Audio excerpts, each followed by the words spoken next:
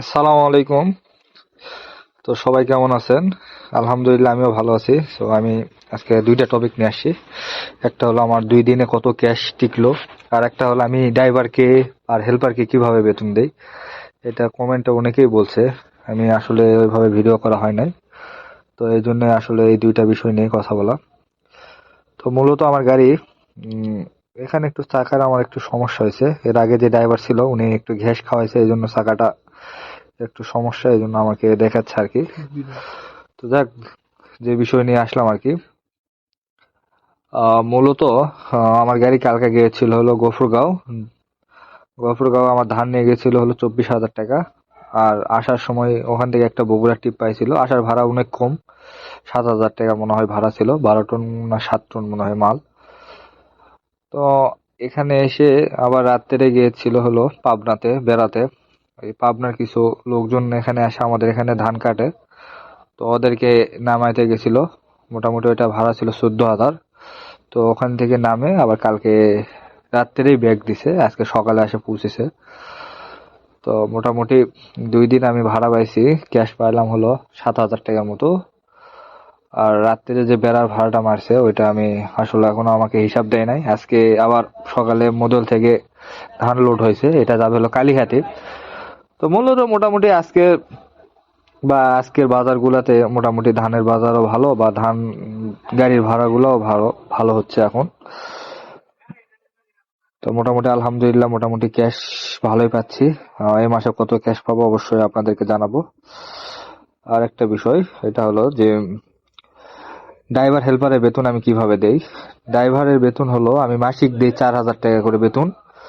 আর driver হলো কমিশনের উপর উনি টাকা পায়। কমিশন বলতে যেমন আমার ভাড়া যদি কালীহাতে ভাড়া মারে আজকে 20,000 টাকা, মনে হয় গাড়িটা ভাড়া নিয়ে যাচ্ছে, তো 20,000 টাকায় উনি পাবে 2,000। আর ওই 2,000 টাকার মধ্যে উনি হেল্পারে কত দিবে ওটা ওর ব্যক্তিগত বিষয়।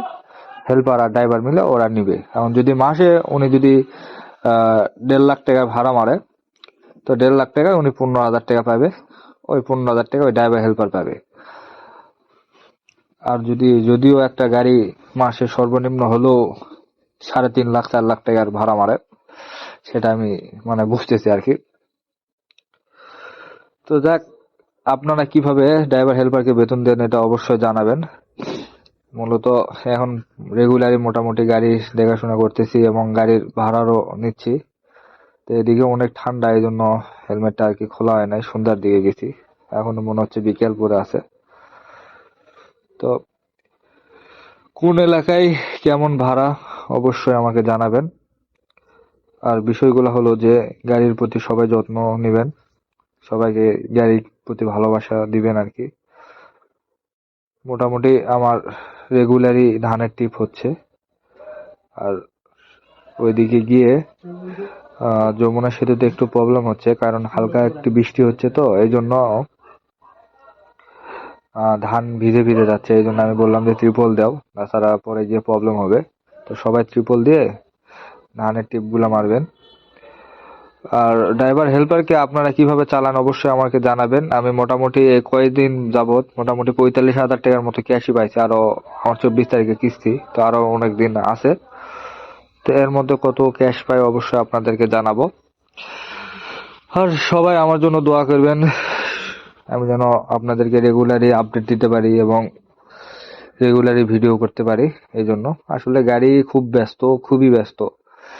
কালকে সন্ধ্যার দিকে আসছে, ওখান থেকে বেড়া গেছে, বেড়া থেকে আবার সকালে আসছে, সকালে আবার লোড করছে, করে আবার এখন বের হয়ে চলে যাচ্ছে সন্ধ্যার দিকে। তো আসলে ড্রাইভার হেল্পার দুইজনেরই কষ্ট। আবার আমি একদিক দিয়ে সুবিধা পাইছি যে, বা গাড়ি ড্রাইভারও সুবিধা পাইছে যে তার হেল্পারও মোটামুটি হাত ফিট আছে এবং গাড়ির ড্রাইভারও মোটামুটি তো আছে আলহামদুলিল্লাহ। তো এই দিক দিয়ে উনি হেল্পার এক দিয়ে লোড করাতে, লোড করে নিয়ে আসলো। এখন এখন উনি ড্রাইভার চলে যাবে আর উনি রেস্ট নিতে নিতে যাবে হেল্পার।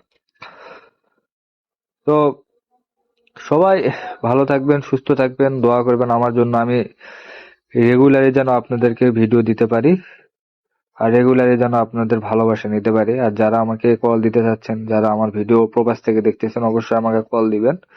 আমি বর্তমানে ফ্রি আছি, তো এই যাবৎ পর্যন্ত অনেক ব্যস্ততার মধ্যে সময় কাটালাম, এই জন্য হয়তো অনেকের কল ধরতে পারিনি। তো এদিকে একটা গাড়ি আপনার 4টা চাকায় বাস্ট হয়েছে আলু টিপ মারতে গিয়ে। তো এই মহাজন 1 শতক জমি বিক্রি করে গাড়ির চাকা কিনতেছে। সো গাড়ির চাকা কার কপালে ঠিক সঠিক মানে এটা বলা মুশকিল। তো সবাই ভালো থাকবেন, সুস্থ থাকবেন। আজকে এই পর্যন্তই। আসসালামু আলাইকুম।